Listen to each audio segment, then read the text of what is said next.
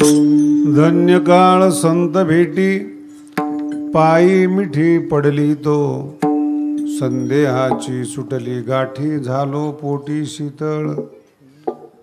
भव नदीचा झाला तारा या उत्तरा प्रसादे, तुका म्हणे मंगळाता कोण दाता या होणी. संदेहाची सुटली गाठी झालो पोटी शीतळ. विठ्ठल विठ्ठल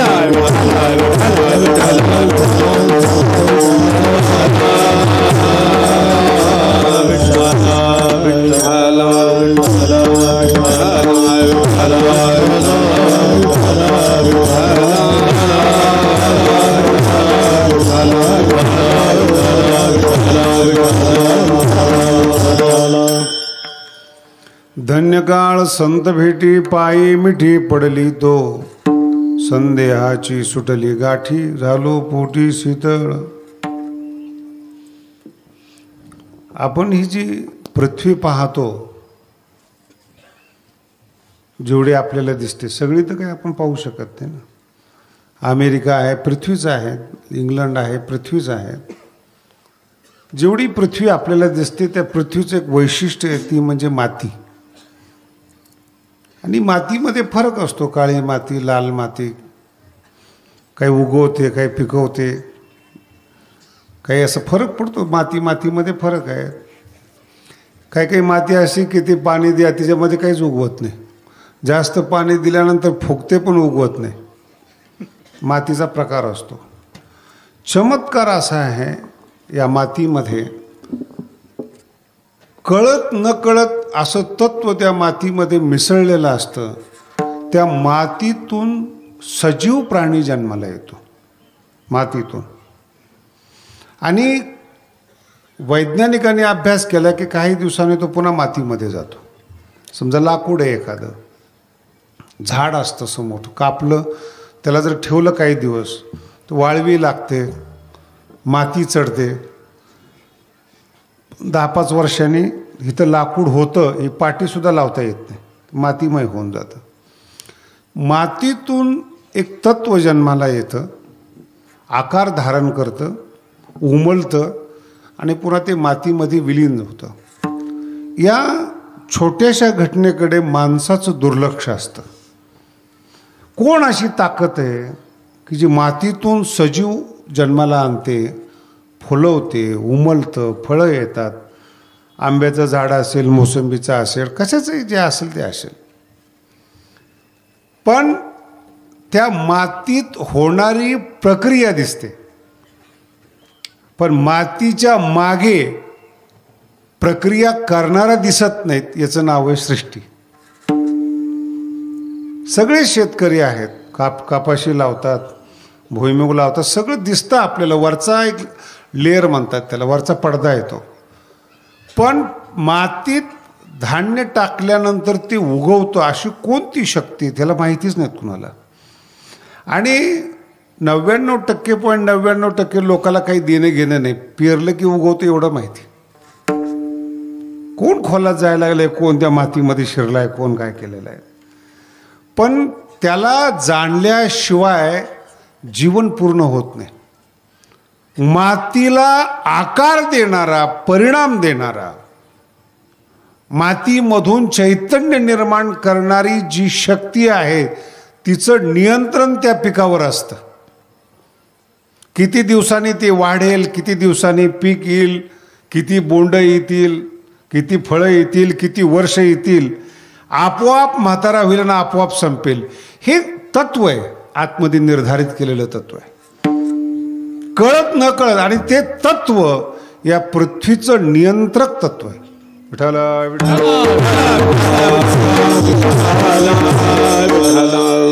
काही करता येत नाही, ते कुणाला माहीत नाही, कुणाला काय नाहीत. पण त्या काळ तत्वाची जाणीव आहे, त्याचं नावच काल तत्व आहे.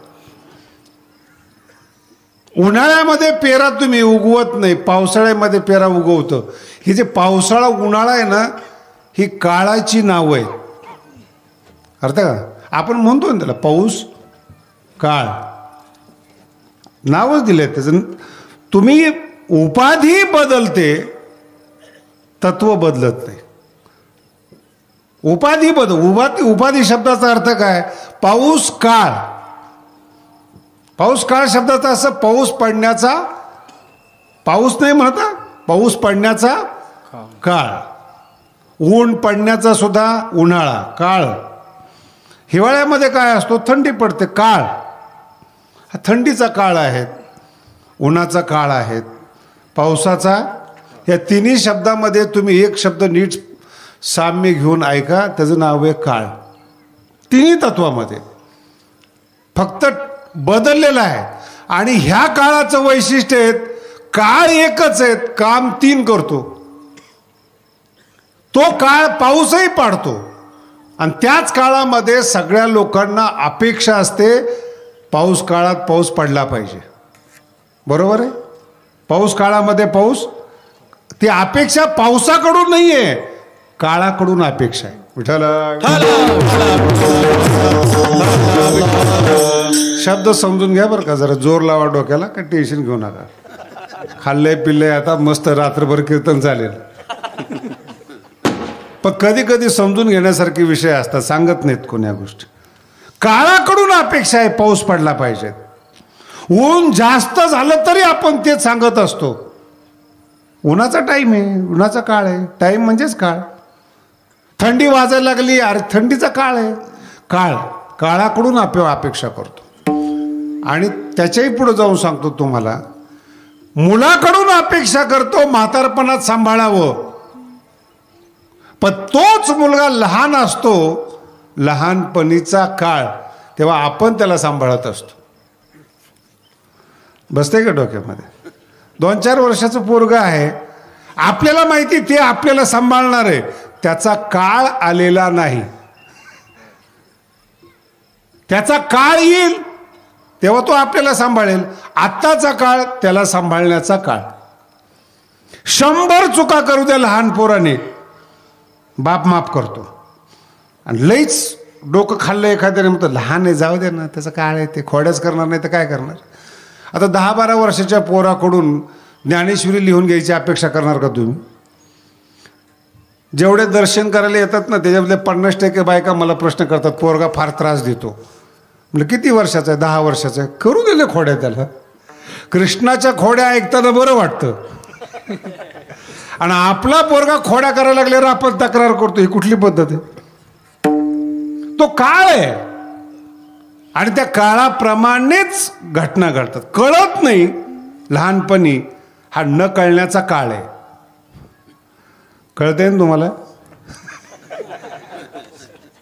तुमची पण अपेक्षा तीच असते, लहानपणी कळत नाही, हा काळ. आणि मग हळूहळू त्या काळाचा स्वभाव बदलतो, रूप बदलतं. मग त्याला एक उपमा देते, घोडा झाला ना, कळत नाही का अजून? म्हणजे तो लहानपणीचा काळ संपला, कळण्याचा काळ सुरू झाला, तरी कळत नाही त्याला. मग काय कळायला पाहिजे त्या काळामध्ये? देव कळायला पाहिजे अशी तुमची अपेक्षा असते नाही? काय अपेक्षा असते? काय नाही, तो आता मोठा झालाय, जबाबदारी सांभाळली, ते देव प्राप्त व्हावा, संत व्हावा, ब्रह्मचारी राहावा, कीर्तन, अशा थोड्याच अपेक्षा आहेत तुमच्या. कीर्तन ऐकायला गोड वाटतं दुसऱ्याचं, आपला पोरगा कीर्तनकार होऊ नये. ब्रह्मचारी राहिलं तर मग फायदा काय एवढा दिवस सांभाळून? तुमचं बोलतोय मी, नामदेव महाराजांचं बोलतोय मी. नामदेव महाराजांच्या हातून देव जेवत असतानाचा काळ, तो आईबापांना बरा वाटला, पोरगा आता चांगला होईल, मोठा होईल, दारू पिणार नाही, तंबाखू खाणार नाही, गुटखा खाणार नाही. जेवत असताना कौतुक झालं नामदेव महाराजांचं. पण त्या नामदेव महाराजांना देवाची सवय लागली. तो मुलगा आता संसारात कामच करत नाहीत. आईबापांनी तक्रार करत, ज्याच्या हातून देव जेवत होता त्याच्या आईबाप तक्रार करतात, मुलगा बिघडला. हे जगातलं सगळ्यात मोठं दुःख आहे महाराज. तुम्ही जी अपेक्षा करता मुलाकडून की हा माझा मुलगा भक्त होतोय, देव याच्या हातून, जे सगळं बरोबर आहेत, पण तो जास्त चांगलं वाटायला लागल्यानंतर आईबापांना वाईट वाटतं. कारण की आईबापाची इच्छा असते आम्हाला देव मानावं, आमची जबाबदारी उचलावी. देवाच्या नादी लागून आमचं काय होणार? दुरुस्त होत असला तर संताकडे आणतात. दारू पितो, अमुक करतो, संताकडे आणतात.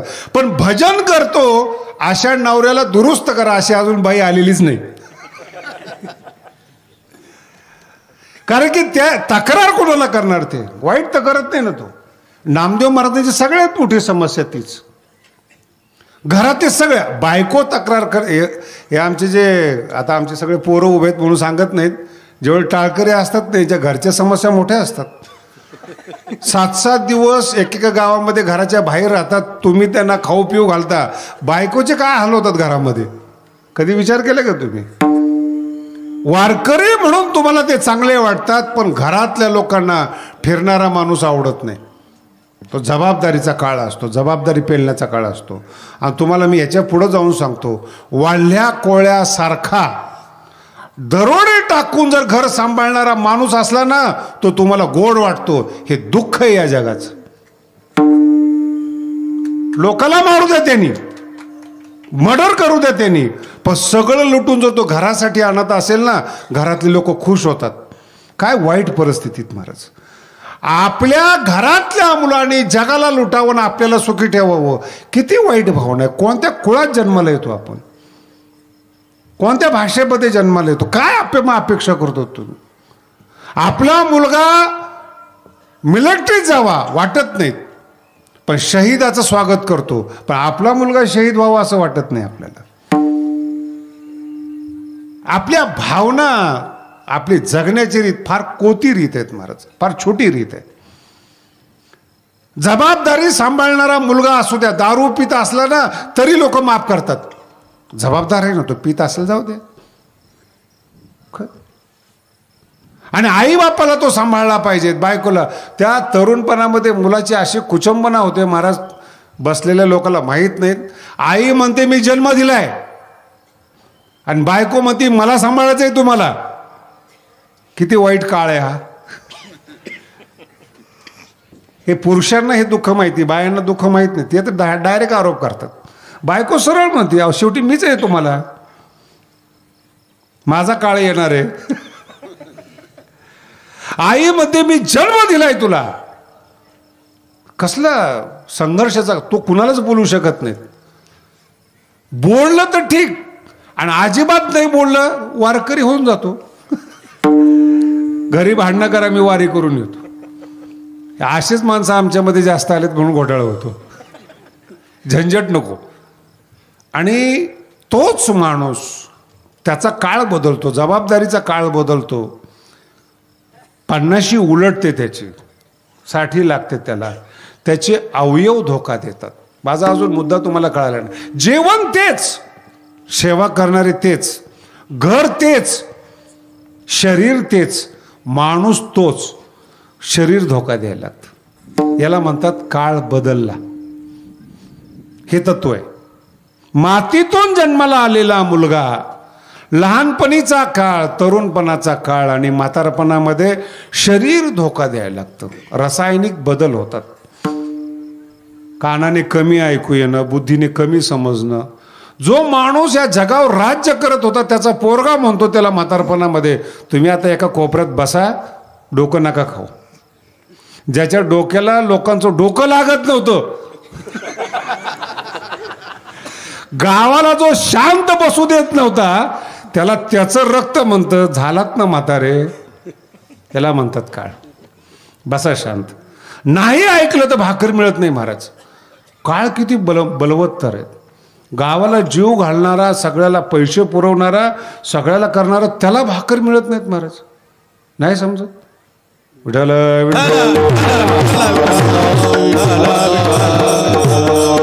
माझं बोलणं गंभीरतेनं घ्या. राम ज्याच्या पोटी जन्माला आलेला आहे, या जगात वारकरी संप्रदायाची आणि भारताची सुरुवात राम शब्दाने होते. रामकृष्ण हरी है ना. राम शब्द काही साधा शब्द नाही आहेत, अनमोल शब्द आहेत राम. त्याचा वडील जो पृथ्वीचा राजा आहे, आणि तो रामाला राज्य द्यायचा प्रयत्न करतो. सगळी तयारी झालेली आहे. रामायणामध्ये सुंदर वर्णन आलेलं आहे. मंत्र, वेद, हवन सगळं तयार झालेलं आहे. आणि त्या आनंदाच्या भारामध्ये तो कैकेयीच्या महलामध्ये जातो. याला काय म्हणतात माहिती का? काळ. तुम्हाला माहितीच नाही तो कसा बदललेला आहे. तुम्ही तुमच्या तंद्रीमध्ये वागता, काळ बदललेला असतो. कैकेयीच्या महलामध्ये जातो तो आणि तिथंच सगळं रामायण घडतं. बरोबर आहे का? दुसऱ्या दिवशी मुलगा राजा होणार आहे. वाईट नका मानून घेऊ, टेन्शन येईल तुम्हाला. दुसऱ्या दिवशी राम राजा होणार आहे आणि मंत्र हवनाची तयारी केलेली. त्या दिवशी त्या रात्री जर दशरथ कुठंच गेला नसता तर रामायण घडलं असतं का? बोला ना. याचं नाव आहे काळ. घडवतोच. किती हाल झाले महाराज. आमचे कीर्तनकार लोक सांगत नाहीत तुम्हाला. रामाच्या बापाचे सांगतोय बरं काय. आणि तुम्ही सुद्धा बंद खोलीमध्ये किती भोगताय ती तुम्हालाच माहिती. बाहेर आल्यानंतर आपलं सगळं चाललंय ठीक आहे. काय कैकेयीचे एक एक शब्द आहेत महाराज मूळ वाल्मिकी रामायणामध्ये. रामाचा बाप आपली पत्नी कैकेयी, तिच्या तोंडातून निघालेले एक एक विषारी शब्द ऐकावे लागतात दशरथाला. सगळं सैनिक ज्याच्याकडे आहेत, सगळं राज्य ज्याच्याकडे आहे, रामाचा जो बाप आहे, नाईलाजानं रात्रभर ऐकून घ्यावं लागतं त्याला. आणि रामायणात वर्णन आलेले महाराज, हात जोडून बायकोची प्रार्थना करतो. लास्ट शब्द सांगतो शेवटचा, सगळी रात्र सांगत नाही तुम्हाला मी. हे पहा, जर राम गेला तर माझा प्राण जाईल. बायकोला सांगतो. नवरा बायकोचे भांडणं झाले तर त्याला एक लिमिट असतं, कुठंतरी कॉम्प्रोमाइज व्हायला पाहिजेत. असं मी म्हणतोय, तुमचं नशीब.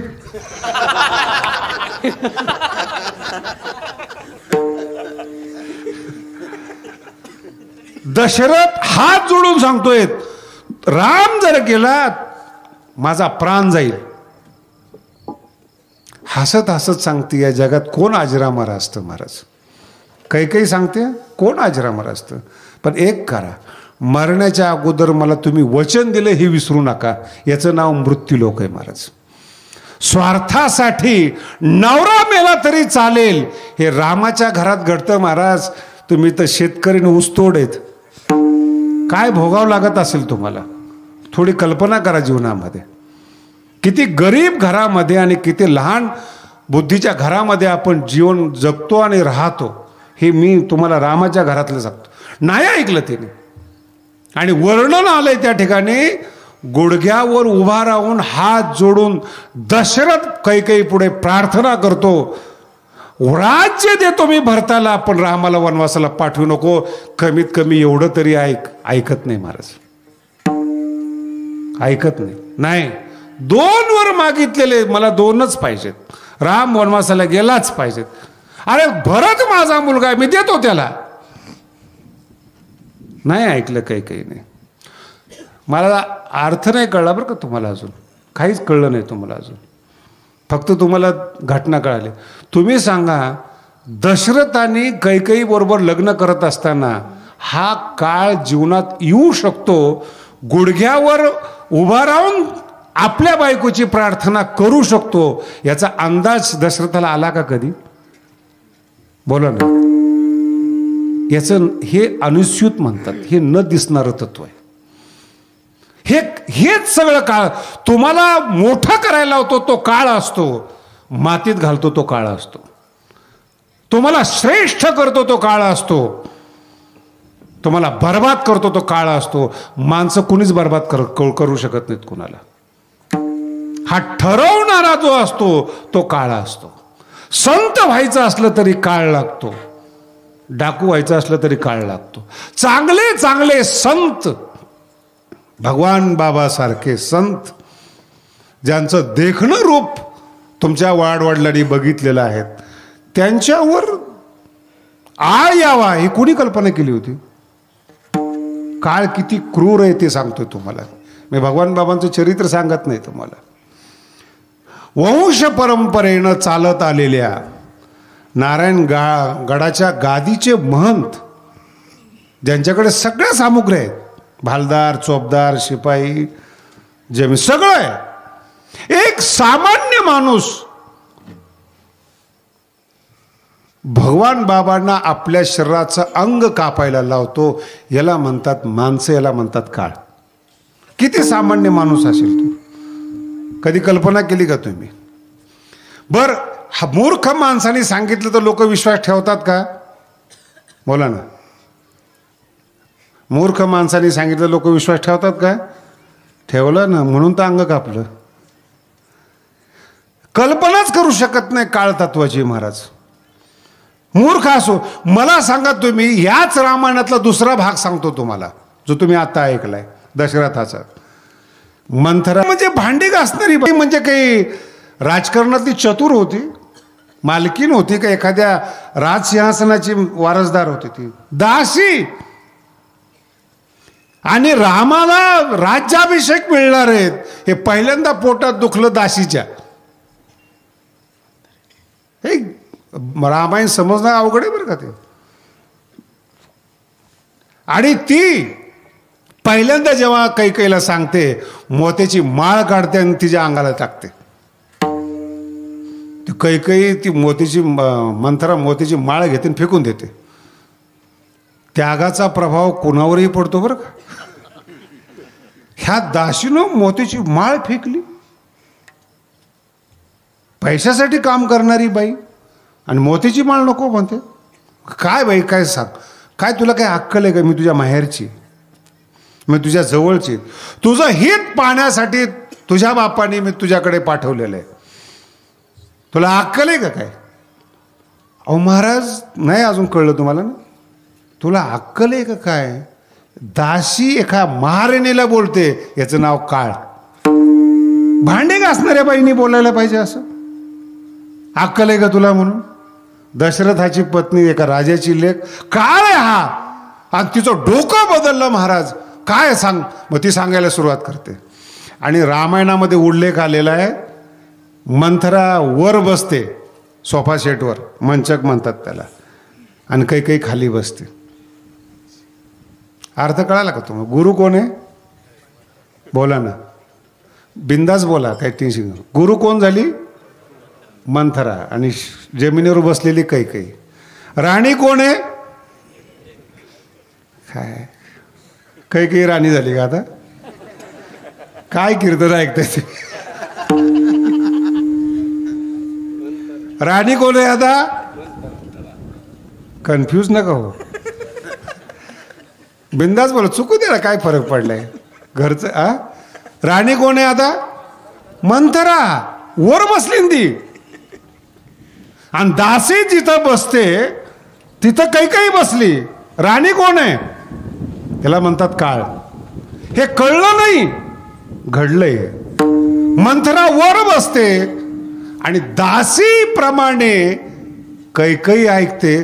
त्या दिवशी तुमचं पतन आहे. संताचं ज्या दिवशी तुम्ही ऐकणार नाही आणि हलकट लोकांचं ऐकाल, त्या दिवशी तुमचं पतन आहे. विठ्ठल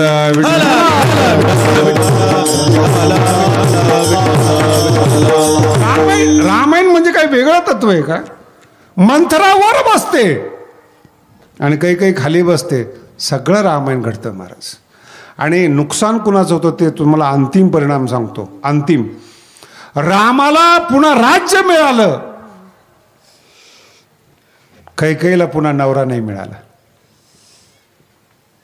नुकसान कसं असतं ते सांगतो तुम्हाला. कैकेयी महाराणी, सौभाग्यवती, भरत सारख्या संताची आई पुन्हा सौभाग्यवती होऊ तिचं सुहाग घातलं.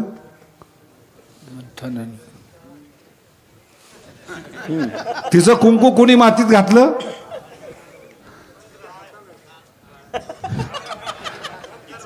तुम्हाला शास्त्री सोपा वाटलं का? कोणाचे कीर्तन ऐकायला निघाले तसं आहे का ते? तिचं कुंकू कुणी मातीत घातलं? तिनेच मातीत घातलंय. वैधव्य बोलवून घेतलं तिने. माझा अर्थ लक्षात द्या.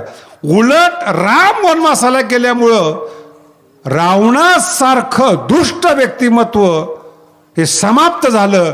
जगावर उपकार झाले. कैकई शेवटपर्यंत विधवा राहिली आणि भरताने कधी आई म्हणून पुन्हा हाक मारली नाही. काय कमवलं जीवनामध्ये महाराज. भगवान बाबा आणि वामन भाऊ यांचं सोडून जर तुम्ही ऐकायला लागलेत, तुमच्या हातानं तुमचं सौभाग्य तुम्ही मातीमध्ये मिसळत. हा काही भाग होता महाराज. मला आत्ता त्रास होतोय 21व्या शताब्दीमध्ये. भाऊच्या काळामध्ये बाबाच्या काळात कसा असेल ना रस्ता, न माणसं, न काय, सगळे शिकारीच, सगळ्या वाघोऱ्याच. आणि अशा लोकांना मी तर तुम्हाला चॅलेंज पूर्वक सांगतो महाराज, नारदांनी एक वाढल्या कोळी दुरुस्त केला, वामन भाऊ आणि भगवान बाबाने सगळे डाकू दुरुस्त केले. सगळे डाकू एकाचं नाव झाले. इथं कुणाचं नाव झाले बघ, गावाच्या गाव डाकू होते ना. आणि अशा लोकांना विश्वासात घेऊन फड आणि गड तयार करणं, महाराष्ट्रामध्ये नाव कमवणं आणि ज्ञानोबारांचं नाव मोठं करणं, हे भगवान बाबाशिवाय जमलं नाही कोणाला महाराज. त्यांना त्रास झाला, तो सहन केला बाबांनी.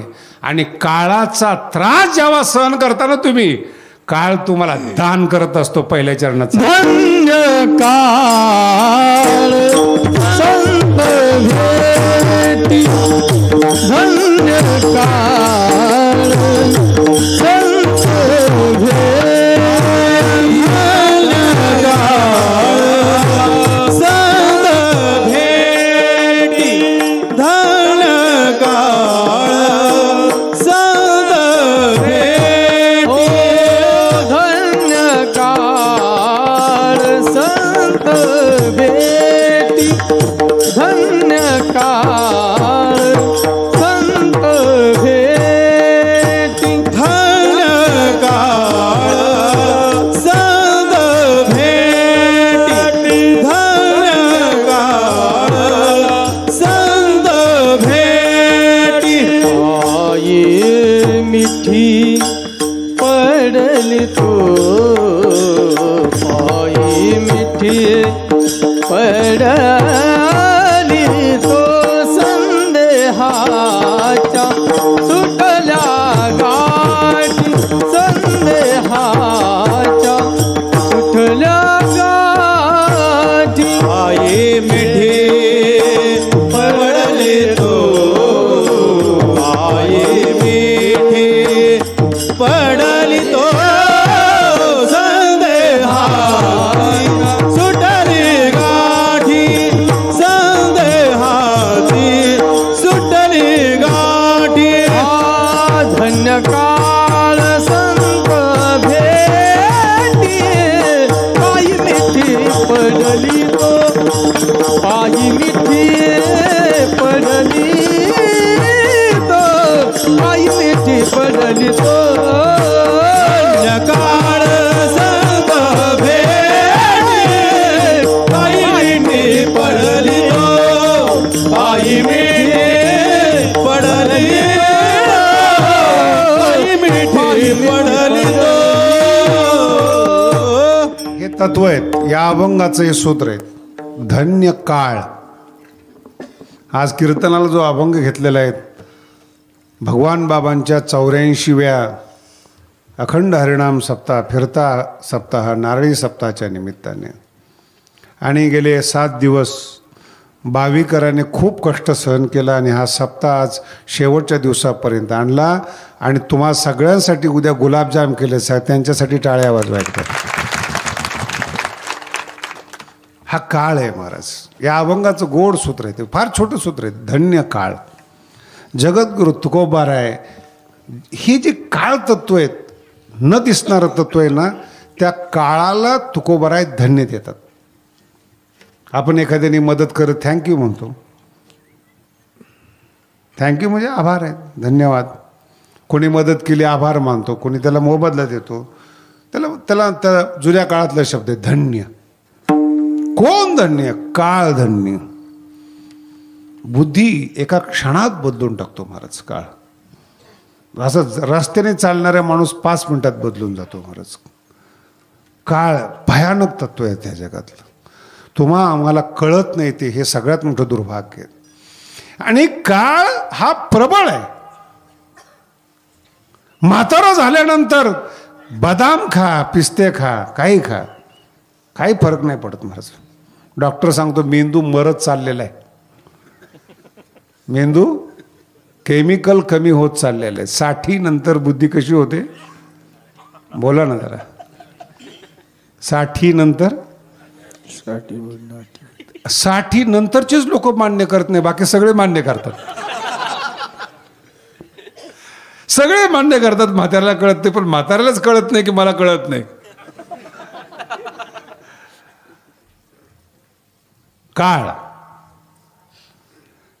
नाही कळलं अजून.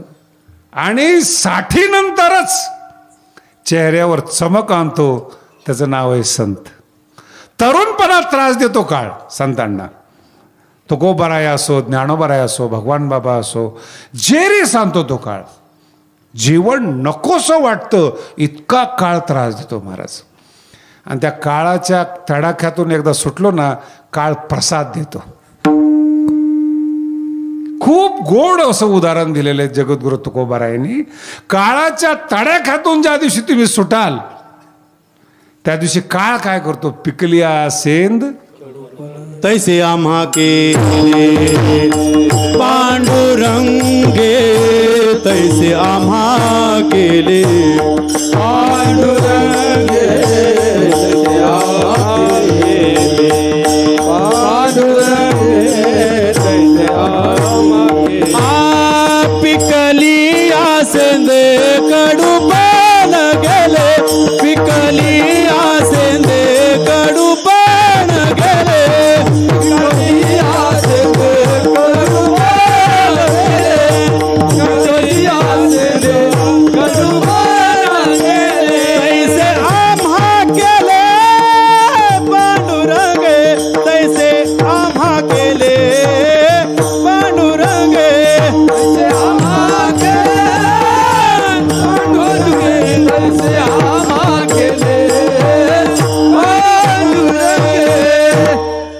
अर्थ नीट लक्षात ठेवा बरं का. कीर्तन एकच ऐका, पण जर व्यवस्थित ऐका.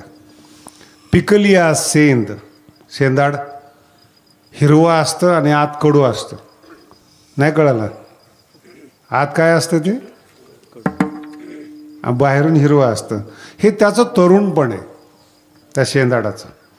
तो काळाचा गुणधर्म आहे. पण ते देठाला शेंदाड टिकलं, आतला गोडवा बदलतो. ह्याला म्हणतात काळाच्या परीक्षेवर टिकणं.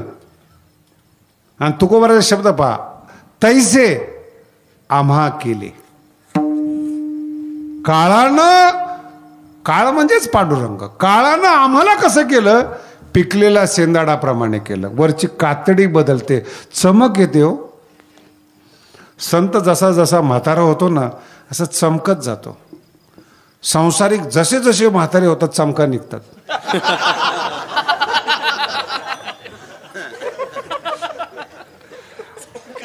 आयुष्यभर केलेलं कुठून कुठून काय काय अवयव खराब होईल काही सांगता येत नाही. हे लिहिलेलं आहे ते. याचं कारण सांगतो तुम्हाला. तुमचं अज्ञान भावतं आणि संतांचं ज्ञान पिकतं. संतांची भक्ती पिकते, ज्ञान पिकतं. आणि जसं ज्ञान पिकतं, भक्ती पिकते, चेहऱ्यावर आतला आनंद बाहेर पडतो महाराज. चेहऱ्यावर कृत्रिमता नाही. तुम्ही इतके हुशार आहेत, समोरचा माणूस खरोखरा असतो का नाही असतो तुम्हाला कळतं. ते शहरामध्ये तुम्ही खळखळून हसता आता महाराज कीर्तनामध्ये, टेन्शन नाही तुम्हाला. शहरामध्ये मी असे अनेक विद्वान लोक, श्रीमंत लोक माझ्या कीर्तन आलेले आहेत, 10व्याला बसल्यासारखेच बसतात, अजिबात चेहऱ्यावर हसत नाहीत. कशा करता टेन्शन? कीर्तनात काय धंदा बुडतो काय बुडतं काय कीर्तनामध्ये? 2 तास कमीत कमी डोकं मोकळं ठेवा, तेवढं ठेवता येत नाही महाराज. असेच बसतात ते. आणि सगळे हसल्यानंतर त्यांच्याकडे येण्यासारखे पाहतात, हे का असतात. म्हणजे त्यांना टेन्शन आहे, सगळे हसतात, मला हसू काय येत नाहीत. पाप आहे म्हणून हसू येत नाही. काळ प्रसन्न नाही तुझ्यावर म्हणून हसू येत नाही. काळ उपकार करत नाही तुझ्यावर म्हणून हसू येत नाही. हसण्याकरता सुद्धा काळाची कृपा लागते. तुम्ही वारकरी संप्रदायाचे अभंग तपासून पहा, दुःखाचा अभंगच नाही, दुःखाचा तक्रारीचा अभंगच नाहीत. उलट सगळ्याला दुःख दिसतं. आणि जगद्गुरु तुकोबराय म्हणतात, आमच्यासारखा तर आनंद नाही. आनंदाची डोही आनंद तरंग. काय शब्द आहे बघा, आनंदाची. ह्याच जगात ते वावरत होते, हेच जमीन, हाच काळ, हेच माणसं. गाथा बुडवणाऱ्या लोकात राहून जगद्गुरु तुकोबराय म्हणतात, आनंदाची डोही आनंद.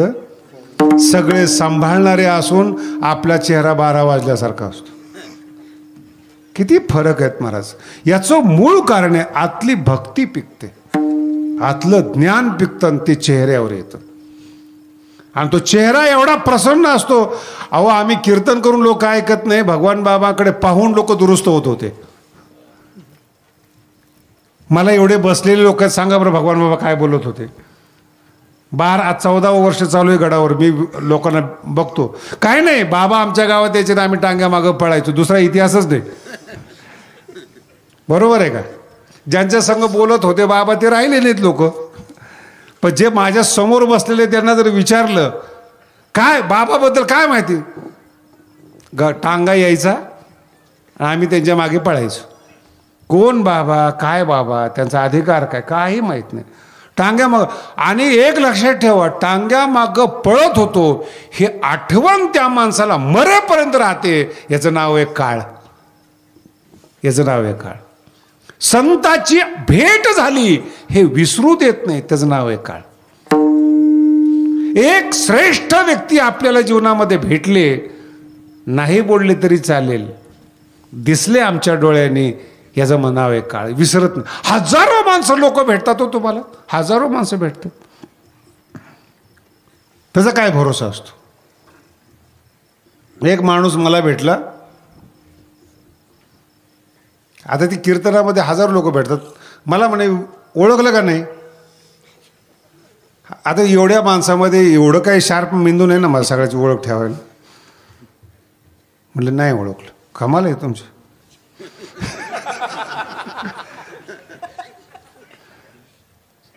म्हटलं काय आपलं नाही, ओळखायला पाहिजेत.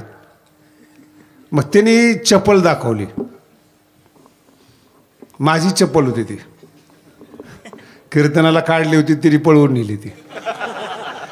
आणि तो चप्पल घेऊन आला, ह्याला ओळखता का? मला अरे माझी चप्पल आहे 4 वर्षापूर्वी. हां, आता ओळखलं ना. तो पळवणारा मीच. म्हणलं का? प्रसाद. कधी जरी तुम्ही भेटलात, चप्पल चोर का होणार, तुमच्या लक्षात राहायला पाहिजेत मीच येतो. काय लोकांची भावना असेल काही सांगता येत नाही. कशा पद्धत. आणि संत भेट ही कॅमेरासारखं असतं महाराज. त्यांची शक्ती एवढी प्रचंड क्लिक करून जाते, आम्ही पाहिलं होतं महाराज. जगद्गुरु तुकोबराय वैकुंठ गमनाला चालले होते. गावातले सगळे लोक जमा झाले, भावकी. प्रत्येकाला विचारायचे यायचं का वैकुंठाला, यायचं का वैकुंठाला. कोणीच तयार नाही.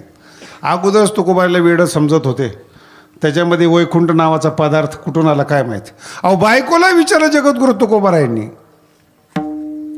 मला जायचंय वैकुंठाला, तू येतेस का? ते म्हणे हे पा 2-4 दिवस झाले म्हैस आलेली आहे, दूध दुभतं चालू आहेत, तुम्हाला जायचं तो बरं वैकुंठात जा, नाही करमलं तर परत या. कीर्तनकारांची नव्हे, तुकोबारायची पत्नी म्हणते हे वास्तव आहे. तुकोबारायच्या सान्निध्यात राहून संत कळले नाही. आपण कोणाच्या सान्निध्यात राहतो हे पत्नीला कळालं नाही की हे संत आहेत म्हणून. तुकोबराय समजून सांगतात, अगं जिजे तिथं पांडुरंग आहेत. मग तर अजिबातच नको म्हणे, त्यांनीच तर माझ्या संसाराचं वाटोळी केले. आणि शेवटच्या दिवशी बीजेच्या दिवशी ज्यावेळेस तुकोबाराय जायला निघतात, एक वाक्य इतकं जबरदस्त आहे तुकोबारायचं. त्या जमलेल्या सगळ्या लोकांना सांगतात की तुम्ही भाग्यवान आहात. तुकोबाराय सांगतात बघा जमलेले लोक, तुम्ही भाग्यवान आहात. काय भाग्यवान आहेत? मी ज्या दिवशी निघून जाईल वैकुंठ गमनासाठी, तेव्हा महाराष्ट्रातली माणसं तुमच्याकडे येतील. तुम्ही तुकोबाराय पाहिलेत म्हणून तुमच्या लोक पाया पडतील. हे मी करून चाललोय हे तुकोबाराय सांगतात. भाग्या मी तुका देखिएला, भाग्या मी तुका देखिएला, भाग्या मी तुका देखिएला, भाग्या मी तुका देखिएला. धन्य मानविले इहलोकी लोका, भाग्या मी तुका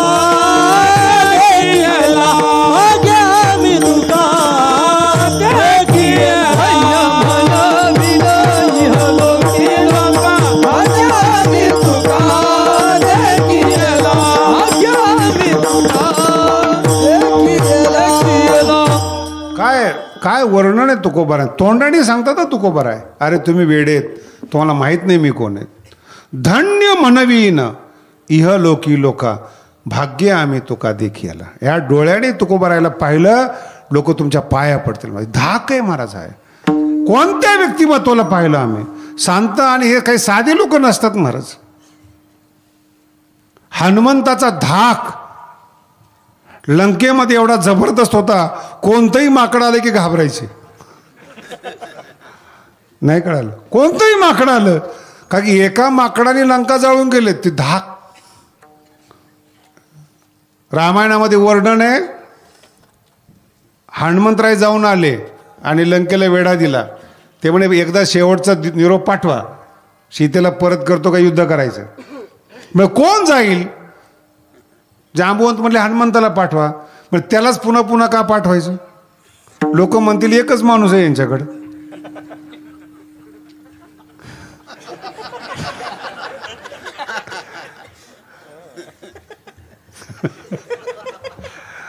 मग अंगदाला पाठवू. तुम्हाला अजून राजकारण कळत नाही बरं का. अंगद म्हणजे काही विश्वास ठेवण्याच्या लायकीच आहे. रामाने ज्याच्या बापाला मारले, रामाने ज्याच्या बापाला मारले, त्याला दूत म्हणून पाठवायची एवढ्या विश्वासू कामासाठी पाठवलं अंगदाला. तरुण अंगद. आता ते राजकीय सभ्यता भाले आडवे लावलेले, आत येऊ का म्हणण्याची पद्धत वगैरे वगैरे, हे काय ते अंगद तरुण आतमध्ये गेलं. दोन्ही चौपदारानं दोन दोन चापटा मारल्या, तसंच गेलं निघून. ते दोन हॉपकाडीत मारल्याबरोबर हे तिकडं ते तिकडं. ते दोघं जण द्वारपाल पडल्याबरोबर सभेनं बघितलं, त्यांना वाटलं ते माकड पुन्हा आलं. सगळी रावणाची सभा उठून उभी राहिली. एकटा रावण बसल्यावर सगळे उभे राहिले. जसा एखादा मोठा माणूस येतो तसा सगळे उभे राहिले. रावण खवळला ना, माझ्या सभेमध्ये तुम्ही दुसऱ्याला कसं काय मान देता? का उभे राहिले तुम्ही? ते म्हणे महाराज मान दिला नाही, भीतीपोटी मान आहे. का?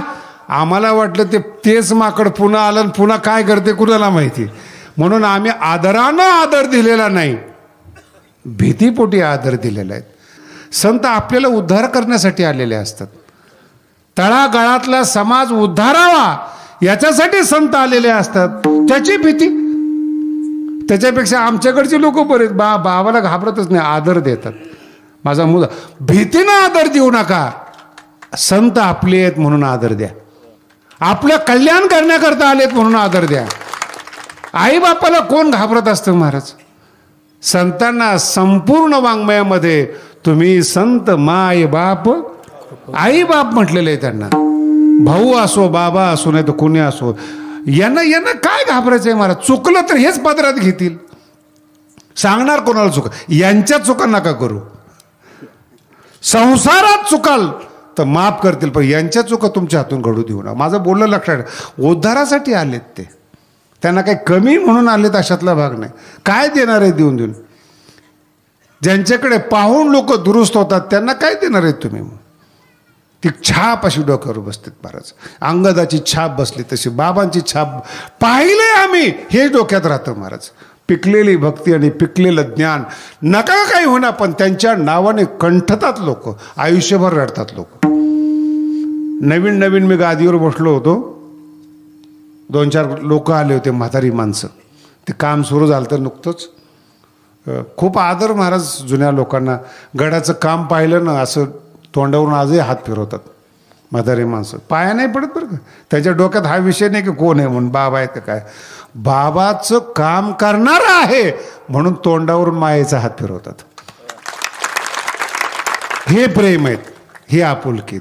काम भगवान बाबाचं आहेत, मनात आदर पडतो. आमच्या गडाचं काम चालू आहे, बाबांनी काम केलेलं आहे असं तोंडावर. बाबा खूप चांगलं केलं बरं का, बाबांची फार इच्छा होती. माझा अर्थ लक्षात ठेवा. काय त्या म्हाताऱ्या माणसाचं घर बांधत होतो का मी, काय त्या लोकांचं. मी एक दिवशी विचारलं, महाराज का रडता तुम्ही. म्हणजे महाराज काय सांगायचं तुम्हाला, पहिल्या दिवसापासून मी भगवान गडाचा साक्षीदार आहे. म्हातारी माणसं काय बोलतात, पहिल्या दिवसापासून मी भगवान गडाचा साक्षीदार आहे. एक झोपडी टाकली होती बाबांनी आणि बाबा इथे येऊन राहायचेत. खायला भगवान गडावर कन्या होत्या, जे तुम्ही समजताय ना फोटोमध्ये. हे सगळं वैभव गड निर्माण करण्याकरता बाबांनी लावलं. कन्या होत्या खायला आणि दगडावर बसून आंघोळ करायचे, रडू यायचं महाराज. केवढं वैभव नारायणगडावर पाहिलेलं. एका झोपडीमध्ये भगवान बाबा राहत होते. अंगावर पाणी टाकायचे लोक आणि तिथं आंघोळ करायचे, चपक्यावर बसून आंघोळ करायचे. माहिती भालगावची लोक बसलेले दिसतात. त्यांनी तर एक म्हातारीने मला एवढा इतिहास सांगितला. एक बाजू आहे त्यांचं सुख तुम्ही पाहताय. पावसाळ्याच्या काळामध्ये बाबा जर भगवानगडला निघाले ना, भालगावच्या रानामध्ये 10-10 वेळा तांगा फसायचा. रस्ते होते का त्यावेळेस. मग तांगा म्हणजे काय, गेला खड्ड्यामध्ये, गेला चिखलामध्ये, रावला तिथं. तिथं बाबा उतरायचे, लोक भाकरी आणायचे, हातावर भाकरी घेऊन भालगावचे शिवारात भाकरी खायचे. लोकांनी बैल आणायची, ती तांगा बाहेर काढायचा, तेव्हा त्यांना जाऊन रस्ता मिळायचा. भगवान गडाची निर्मिती अतिशय दुःखातून झाली महाराज, अतिशय दुःखातून.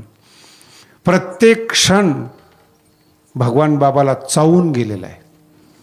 प्रत्येक क्षणावर भगवान बाबांनी आपलं आयुष्य ओळून टाकलं. त्याचं नाव भगवानगड आहेत महाराज. हे कोणाची जहागिरी नाही आहे ती.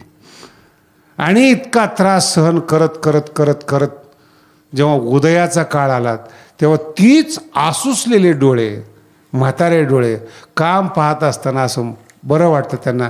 बाबाचं काम करतोय, आशीर्वाद देऊन जातात. कधी ना कधीतरी हा काळ उदयाला यावा, या वाटेमध्ये आम्ही होतो, या चिंतेमध्ये आहोत. शब्द नीट आहे का. गडाचा विकास नाहीत, गडाचा उदयाचा काळ यावा, त्या काळाची आम्ही वाट पाहत होतो. विठ्ठल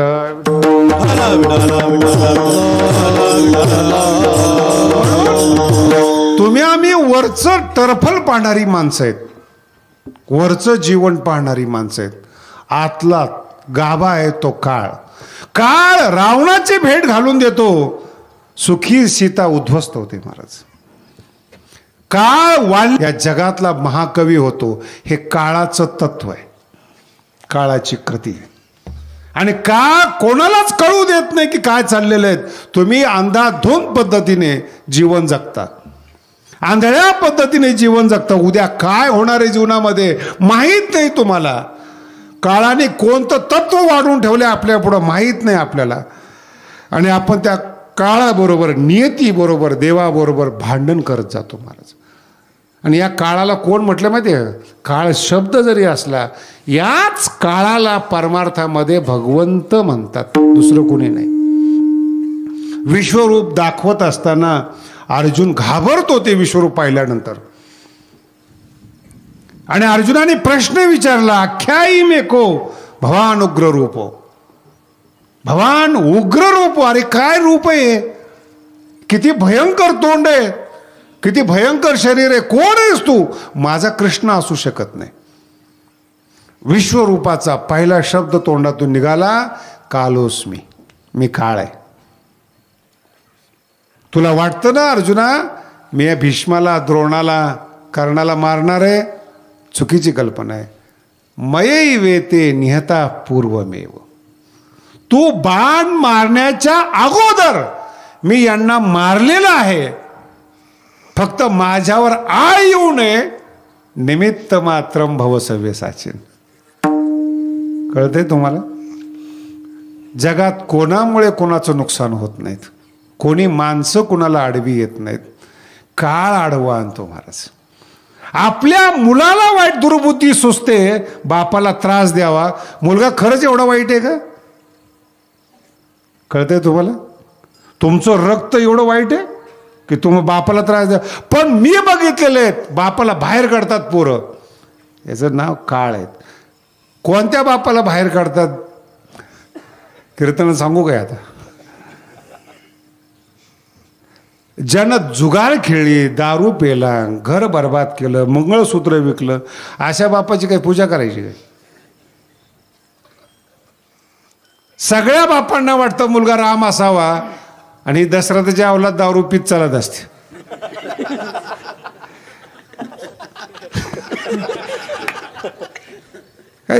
काय वाटतं माणसाला? याचं नाव आहे काळ. तुमच्या मुलाला सुद्धा, आणि भगवंत अनुकूल झाला ना, ज्ञानेश्वरीतला 8वा अध्याय वाचा महाराज. संत जेव्हा म्हातारा होतो, केवळ म्हाताऱ्या माणसाची टीका करतो असं नाही, संत ज्यावेळेस म्हातारा होतो, 8वा अध्याय त्याच्यावर दिलेला आहे भगवंताने. अनन्य चेता सततम यो माम स्मरती नित्यशः तस्याहम सुलभा. इतकी गोड ओव्या आहेत ज्ञानेश्वरी मध्ये. तुमचं दुर्भाग्य आहे की तुम्ही ज्ञानेश्वरी वाचत नाहीत. देह वैकल्याचा वारा झडे लागेल या सकुमारा, ज्ञानोबाराय सांगतात. म्हणून आत्मबोधाचा पांजिरा सुयेते आते. देह वैकल्य म्हणजे म्हातारपण आल्यानंतर देह विकळ होतो, वैफल्यग्रस्त होतो, हातपाय काम करत नाही, सुचत नाही, विकनेसपणा येतो. ज्ञानोबाराय खूप सुंदर शब्द सांगतात. देह वैकल्याचा वारा झाला नाही अजून, पण याचा वारा जर माझ्या भक्ताकडे यायला लागला, भगवंत म्हणतात आत्मबोधाचा पांजिरा सोयते. त्याच्या हृदयावर आत्मबोधाचा पिंजरा ठेवतो. शरीर दुःख भोगतं पण त्याच्या मनाला मी दुःख होऊ देत नाही. याचं नाव आहे काळ, याचं नाव आहे परमात्मा. म्हणून साधू आजारी पडला तरी तो प्रसन्न वाटतो. अंतःकरण भगवंत जोपासत असतो. अंतःकरण जिथं वेदना होतात तो भाग भगवंतानी ताब्यात घेतलेला असतो. शरीर दुःखात पडलेलं असतं, चेहऱ्यावर टवटवी असते. विठ्ठल विठ्ठल.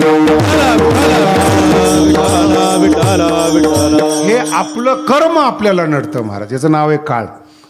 एक साधू आहे, त्याचं म्हातारपण सगळं जग सेवा करतं, भगवंत सेवा करतो, मागे पुढे उभा राय सांभाळत. आणि एक तुम्ही आम्ही आहात, ज्या मुलासाठी, ज्या बायकोसाठी, ज्या मुलीसाठी करोडो रुपये जमा करून ठेवतो, ती मुलं म्हातारपणात आपल्याला बाहेर काढतात. हे आपलं कर्म आहे आणि काळाने दिलेली शिक्षा आहे.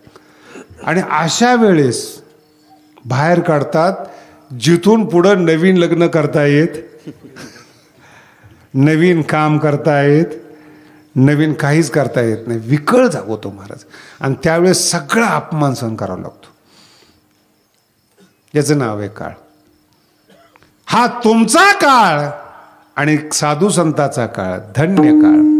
जगद्गुरु तुकोबाराय म्हणतात, अभंग लिहायला सुचतात मला ना, काळे दिला अवकाश. तुकोबाराचे शब्द पहा कसा सुंदर आहे. काळानं वेळ दिला लिहायला म्हणून अभंग लिहितो. मध्येच गेला असतात. आता जन्माला येताना मुलं मरतात, त्याने काय करावं भविष्यामध्ये? तुम्हाला चांगलं करायचं आहे, आयुष्य दिलं पाहिजे. आयुष्य देणारा काळ आहे. काळे दिला अवकाश. तुम्हाला चांगलं करायचं आहे, संधी देणारा काळ आहे. तुम्हाला समाज सेवा करायची, संधी देणारा काळ आहे. त्याच्यापेक्षा मोठी गोष्ट अशी, चांगली माणसं जीवनामध्ये भेटावीत, याला सुद्धा काळ लागतो. जगद्गुरु तुकोबाराय म्हणतात, अभंगासारखे शब्द माझ्या मुखातून निघावेत, असा आशीर्वाद ज्या संतांच्या हातून लाभतो, त्या संतांची भेट हे काळाने घडवून दिली. धन्य काळ. काय संत भेटी. भेटी म्हणजे तुमची आमची भेट झाली अशी नाही बरं का. अभंग इतका सोपा नाही आहे. तुम्ही सगळेच भगवान बाबाला भेटले तर सगळेच वामन भाऊला भेटलेले आहेत, सगळे संत नाही झालेत. संत भेट हा पहिला टप्पा आहे. दुसरा टप्पा आहे पायी मिठी पडेली तो. विठ्ठल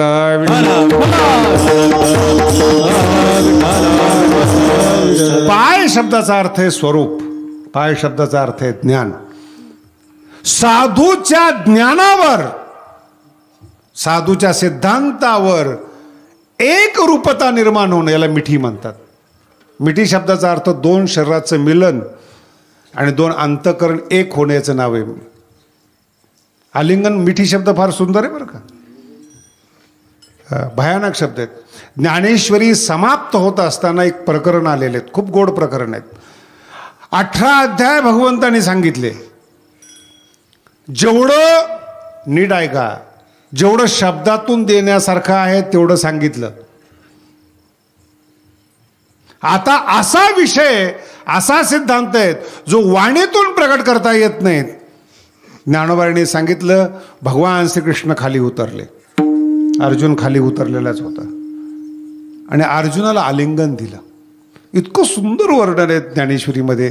ज्ञानेश्वरी संपण्याचं ठिकाण आहे ते, ज्ञानेश्वरीची सांगता आहे. मग सावळा सकंकन. भगवंत गोरे नव्हते बरं का, सावळे होते. कृष्ण जे होते ना ते सावळे होते. आता गोरे दाखवतात त्याचा नाईलाज आहे. काय काय सांगतील लोक, काय सांगतायत. सावळे होते, दिसायला सुंदर पण सावळे होते. मग सावळा सकंकन, हातामध्ये सोन्याचं कडं होतं भगवंताच्या. बाहू पसरवणी दक्षिण, ज्ञानोबराय सांगतात. आलिंगिला स्वशरण भक्तराज, शरण आलेला भक्तराज आलिंगिला. अर्जुनाला आलिंगन दिलं. ज्ञानोबराय म्हणतात आलिंगन कशा करता दिलं माहिती का? शब्दातून जे देता येत होतं ते दिलं, पण शब्दातून जे दिलं जात नाही ते अंतःकरणातून त्या अंतःकरणात ट्रान्सफर करायचं होतं. काय ज्ञानोबरांच्या ओव्या आहेत महाराज. ते तर ओव्या नीट लक्षात ठेवा. हृदया हृदय एक झाले. ज्ञानोबराय काय सांगता करत असताना हृदया हृदय एक झाले, ए हृदयीचे ते हृदय घातले. किती मूल रडू द्या हो, किती मूल रडू द्या. आईने असं आलिंगन दिलं ना, मुलगा शांत होतो. आईने आपल्या हृदयातलं प्रेम, आपल्या हृदयातली शांती त्या मुलाच्या हृदयामध्ये घातली, याचं नाव आहे आलिंगन. आपण घ्या बरं, इकडे घ्या, इकडे घ्या, शेवटी कंटाळतो बाबा हे धर्ग. आलिंगन देताच येत नाही आपल्याला. प्रेमानं कसं घ्यावं मुलाला ही प्रेमळ आईलाच माहिती, आई म्हणणाऱ्या बाईला नाही. सवतीला तर अजिबात नाही. ज्ञानोबांनी प्रसवती या शब्द वापरलाय. जिनं प्रसव दिलेला आहे त्याला. नुसतं ते पोरग अंगावर घेतलं ना, अहो त्या पोराला काही कळत नाही, पण पोरग शांत होतं, याचं नाव आहे प्रेम. ज्या मुलाला काही कळत नाही त्याला आई आलिंगन देते आणि शांत बसवते. अहो संताचं ज्या दिवशी आलिंगन भेटलं ना, मोक्ष सायुज्यता जोडे. आलिंगन घडे मोक्ष सायुज्यता जोडे. ऐसा संताचा महिमा, झाली बोला याची सीमा. विठ्ठल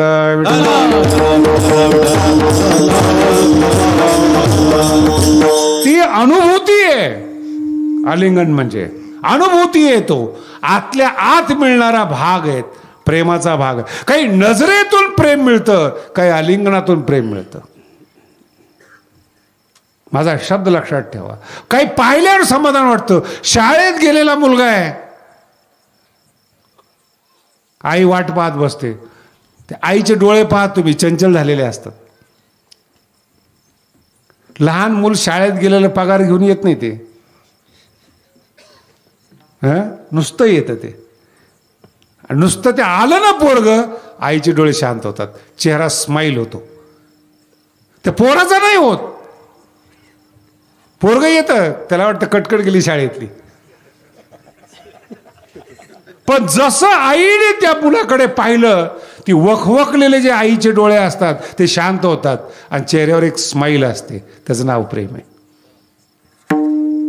तो अनुभवाचा विषय आहे, तो सांगण्याचा विषय नाही. आणि तुम्ही माझ्या समोर जेवढे बसलेले आहेत ना, त्यांनी आपल्या आईचा अनुभव घ्या. आजपर्यंत तो अनुभव तुम्हाला पुन्हा आलेला नाही. हे आईचा अनुभव येतो. तिने घेतला आपल्याला, तो अनुभवच वेगळा आहेत महाराज. स्वर्ग कमी वाटतो, देव कमी वाटतो, भक्ती कमी वाटते. आईच्या कुशीमध्ये बसत असताना जग नकोसं वाटतं, नाव प्रेम आहे. पण कळत नाही तोपर्यंत तुम्ही आईवर प्रेम केलं. कळतंय तुम्हाला? कळत नाही तोपर्यंत आईच्या प्रेमाचा अनुभव. कळायला लागलं तुम्हाला, आई दुरावली. आमच्या भक्तांना देवाशिवाय काही कळत नाही, म्हणून देवाचं प्रेम त्यांना मिळतं. ए हृदयीचे ते हृदयी घातले, द्वैत न मोडता केले आपण आयशे. हे ज्ञान, ह्याचं नाव आहे काळाचा महिमा. काय होतं दोन हृदय एक झाल्यानंतर? अभंगाच्या दुसऱ्या संदेहाची सुटली गाठी, संदेहाची सुटली गाठी, संदेहाची सुटली गाठी,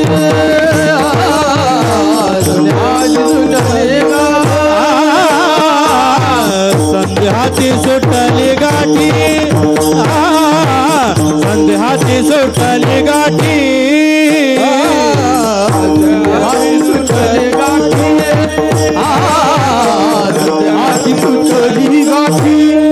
झालो पोटी शीतळ, झालो पोटी शीतळ,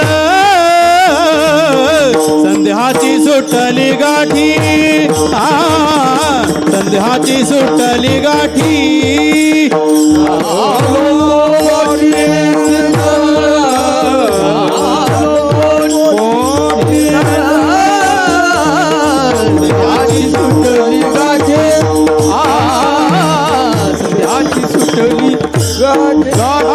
संध्याची सुटली गाठी, झालो पोटी शीतळ, झालो पोटी शीतळ, झालो पोटी शीतळ, संध्याची सुटली गाठी, झालो पोटी शीतळ, झालो पोटी शीतळ, झालो पोटी शीतळ. गोड अभंग. संतांची मिठी पडली, पायी मिठी पडली तो परिणाम काय झाला? संदेहाची सुटली गाठी. आपल्याला दुःख का होतं? हृदयामध्ये गाठ आहे, संशयाची गाठ आहे हृदयामध्ये. संतच कशाहून असेल, कशाहून मोठा माणूस असेल, काय लक्षण आहे त्याचा? डोळ्यांनी कुठं कळत असतात का त्या गोष्टी? हनुमंतराय बिभीषणाजवळ गेले आणि बिभीषणाने विचारलं, का हो तुम्ही रामाचे एवढे सेवक आहात लंकेमध्ये, आम्ही जर आलो रामाकडे आमचा स्वीकार करतील का? हनुमंतराय म्हणतात, काय तुम्ही वेडे आहात, तुम्ही मनुष्य आहात, विद्वान आहात, श्रेष्ठ आहात, भक्त आहात. अरे आमच्यासारख्या माकडाचा जर भगवंत अंगीकार करतात, तुमच्यासारख्याचं का करणार? याला म्हणतात संदेह. फार चरित्र आहे बरं का. छोटे छोटे सिद्धांत असतात. रामायणामध्ये एक सिद्धांत तर मला एवढा आवडलेला आहे, सीता शोधण्याकरता सगळे हनुमंतासारखे व्यक्तिमत्व बरं का, इतक्या सुंदर स्त्रिया होत्या रावणाच्या दरबारामध्ये. हनुमंताला प्रत्येक स्त्री सीता वाटत होती, पाहिलेली नव्हती ना सीता. हनुमंताने प्रत्येक स्त्री सीता वाटायची. नेहमी बुचकळ्यात पडायची, अरे काय इतक्या सुंदर स्त्रिया, नेमकी सीता कोणती समजायची. आणि ज्या वेळेस कळालं त्यांना अशोक वाटिकेमध्ये आहे, ते समोर बघितलं सीता आहे, हनुमंता माकडाच्या वेशामध्ये. मी जर सीते पुढे गेलो तर मला रावण समजेल. हनुमंतराय म्हणतायत. झाडावर चढले, भजन करायला लागले, रामचरित्र लहानपणीपासून म्हणायला लागले. झाडाखाली बसलेली सीता होती, ती म्हणली लंकेमध्ये रामचरित्र नाही कळालं. पाकिस्तानमध्ये भजन करायचं म्हणजे अवघड आहे हो.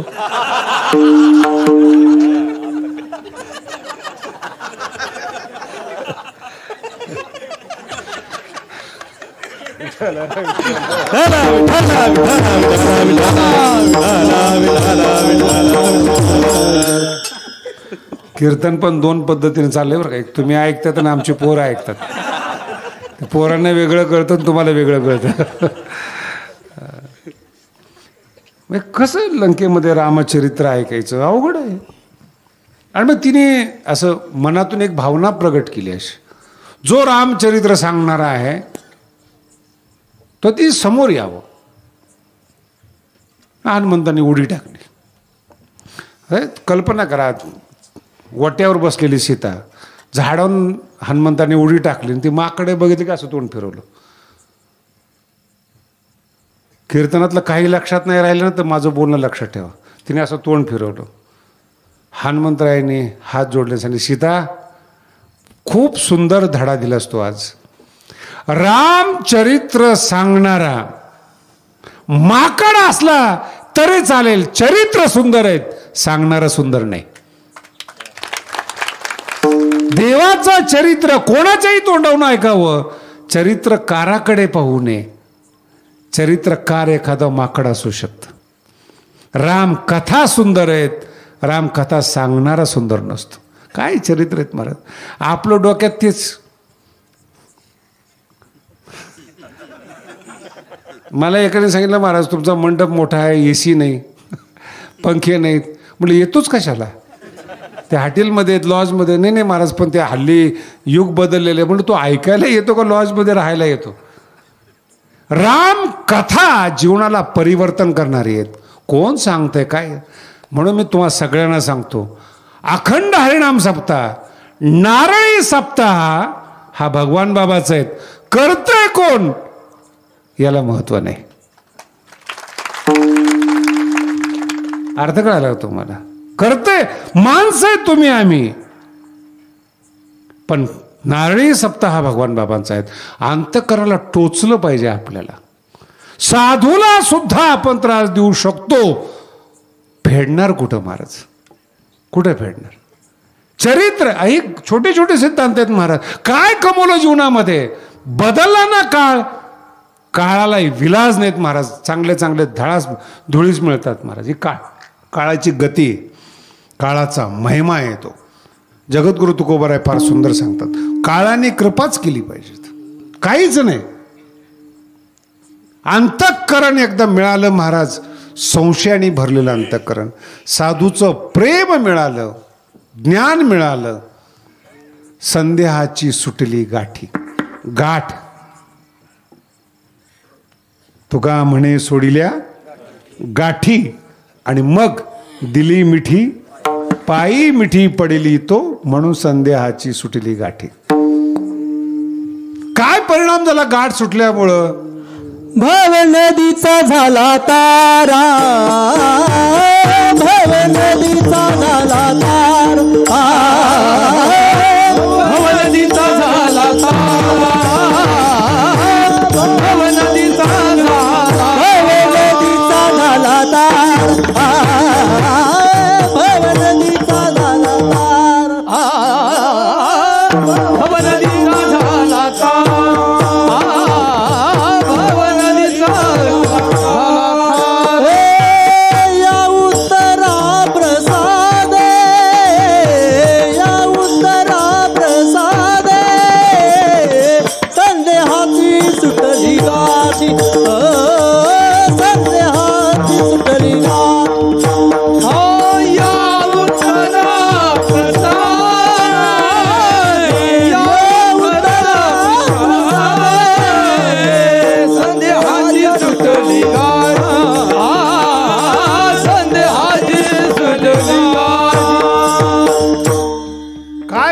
झाला संध्याच्या गाठी सुटल्यामुळं. जगद्गुरु तुकोबाराय म्हणतात, झालो पोटी शीतळ. थंडावा, शीतलपणा अनुभवाला आला. पोटी शीतल ही अतिशय मोठी गोष्ट आहे. रोग गेला काय होतं, शीतलता प्राप्त होते. रोग आहे म्हणून टोचतं, रोग आहे म्हणून अस्वस्थपणा जाणवतो, रोग आहे मन लागत नाही, रोग आहे आनंद घेता येत नाही. रोग गेला झालो पोटी शीतल. काय शब्दांचा प्रयोग आहे महाराज. मग सगळं जग भरलेलं वाटतं. ज्या माणसाला रोग नाही ना, मस्त लहान लहान पोरं जे असतात ना, ज्यांना जगाशी काही देणं घेणं नसतं, चालताना सुद्धा ते पोरं सरळ चालत ते असं वाकडं तिकडं उड्या मारत चालतात. पोटी शीतल, आईचं प्रेम मिळालेलं आहे आणि मुलांना भविष्यातली चिंता नाही, पोटी शीतल, आनंद आहेत. आणि म्हातारे माणसं हे नीट चल नाही, म्हातारे माणसाच्या पोटात आढी आहे, त्याला इतकं चांगलं चाललेलं सहन होत नाही महाराज. ही तरुण मुंबईसारखी गोष्ट आहे. इकडचा म्हातारा माणूस शिकलेला तिकडे गेला होता, चौपाटी पिफटे फिरला, ते सगळं बघितलं त्यांनी चौपाटीला जे काय असते ते. आणि त्याला इतकं दृश्य कधी फ्रीमध्ये पाहायला मिळालं नव्हतं.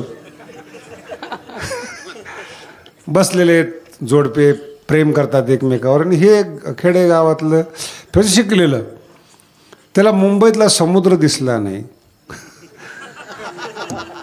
मुंबईतल्या इमारती दिसल्या नाही, मुंबईचं ट्रॉफिक दिसलं नाही, त्याच्या डोळ्यापुढे तेच चौपाटीवर हे बसलेले. आणि मला म्हणजे शास्त्रीजी एक मुंबईतलं काही कळलं नाही मला. म्हणलं कळण्यासारखं काय आहे, अवघड आहे म्हणलं मुंबई. नाही ते नाही म्हणे. कुठं कुठं गेला होता म्हणलं, जुहू चौपाटीला गेलो होतो, इकडे गेलो होतो. मग कसा आहे समुद्र, समुद्र जाऊ द्या म्हणे, समुद्राच्या कडेला किती घाण असती.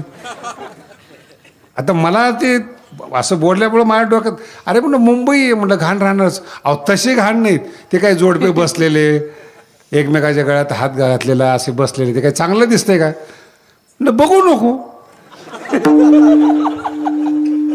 तो आज आलाय, नाही अर्थ कळला, तो आज आलाय. मुंबईतली माणसं पहिल्यापासून पाहतात, पाहतोय हे सुद्धा पाहत नाहीत. नीट लक्षात, पाहतोय हे सुद्धा त्यांच्या लक्षात नाही.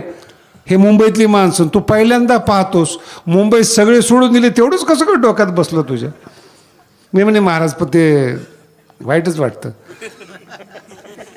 मी त्याला म्हणलं काय म्हणून वाईट वाटतं, खरं सांग म्हणलं. काय काय नाही म्हणे, जरा लवकर जन्माला आलो त्याचं वाईट वाटतं, आमच्या काळात असं नव्हतं. जरा उशिरा जन्माला आलो असतो, मुंबईत आलो असतो तर म्हटलं असं बोल ना, झालो पोटी.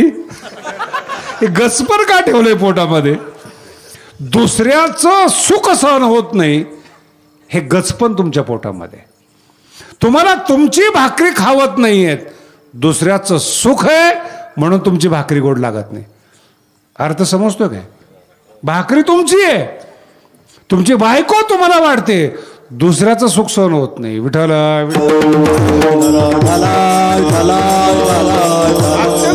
अत्यंत अवघड गोष्ट आहेत महाराज. आणि आपण लहानपणीपासून आतापर्यंत पहा, अहो स्वतःच्या शरीराकडे कधी बघत नाही आपण, नेहमी दुसऱ्याकडे पाहतो. दुसऱ्याचं घर, दुसऱ्याची गाडी, दुसऱ्याचं शिक्षण, दुसऱ्याचा मुलगा. अरे तू जन्माला आलास, तुझं पण अस्तित्व आहे, तुला पण घर आहे, तुला पण पत्नी, तुला पण मुलगा आहे, का दुसरीकडे पाहतोस. आपुली आपण करा सोडवन, जगद्गुरु तुकोबा. नका दुसरीकडे पाहू. आणि ज्यावेळेस तुम्ही आपल्याकडे पाहायला सुरुवात करताल, मग झालो पोटी शीतल. मग स्वतःकडे पाहत असताना आपले गुणदोष बाहेर पडतात. आपण किती असहाय्य आहोत, किती लवकर आपण आपल्याकडे लक्ष द्यायला पाहिजेत, आपल्या बुद्धीकडे लक्ष द्यायला पाहिजे, आपल्या नाही लक्ष देत. त्याचे उद्गार फार गोड निघतात. पांगुळ झालो देवा, नाही हात ना पाय, पांगुळ झालो देवा, नाही हात ना पाय, बैसलो दयावरी, दयाटते जाय, बैसलो दयावरी, दयाटते जाय, घेतीता कुंप पाठी, कुंड धरणी न पाय,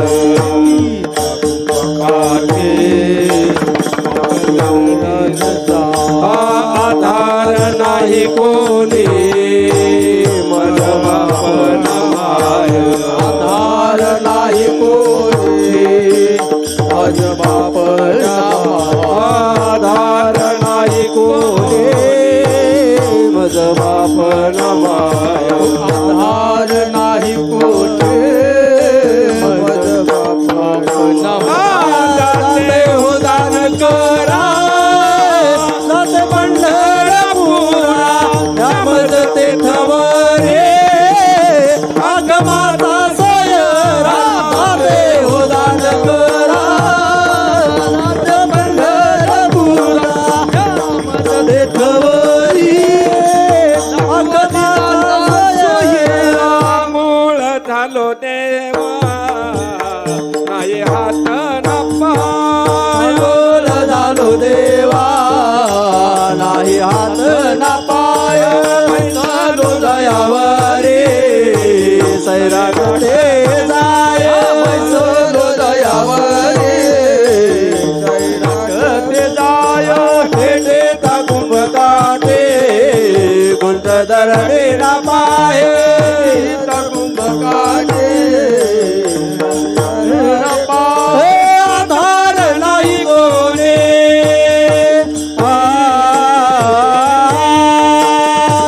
आधार नाही कोणे मज बाप नामाय मज बाप नामाय जाते हो दान करा जाते पंढरपुरा नामज देधवारे आत्माता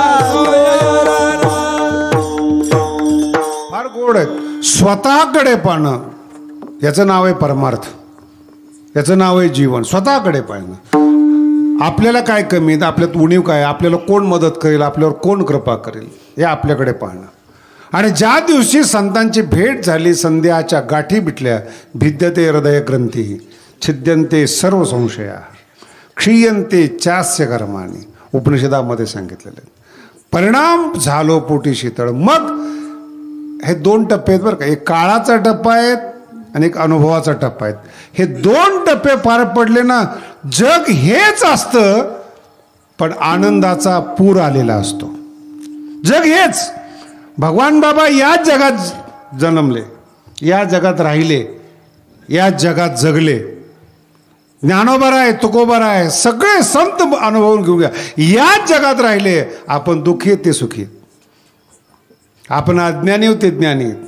आपल्या शब्दाला किंमत नाहीत, त्यांचे शब्द अभंग आहेत. रूप पाहता लोचनी 700 वर्ष झाले अभंगाला.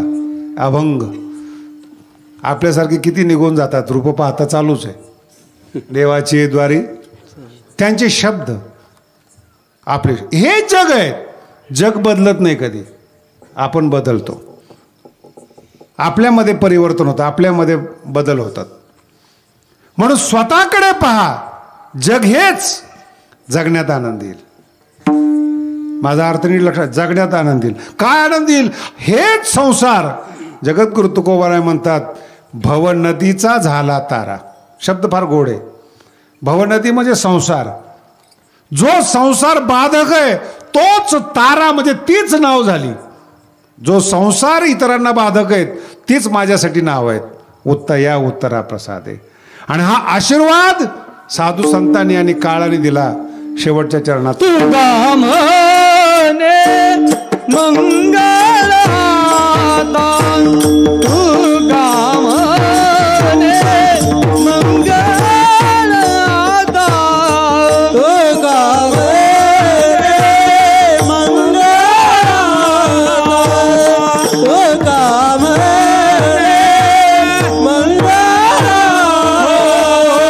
तुगा म्हणे मंगळाता तुगा म्हणे मंगळाता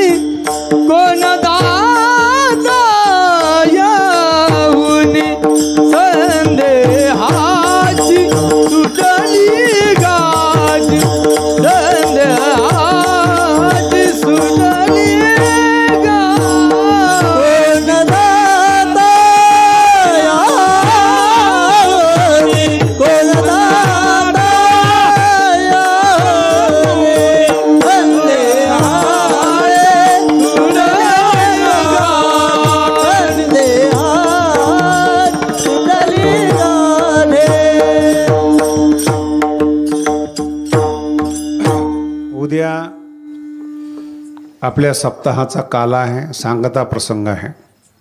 आपण सगळे भाग्यवान आहोत. भगवान बाबांचा प्रसाद आपल्याला मिळतो, भगवान बाबांचं स्वरूप आपल्याला मिळतं. त्यांच्या निमित्ताने योग येतो, सेवा करण्याचा योग येतो.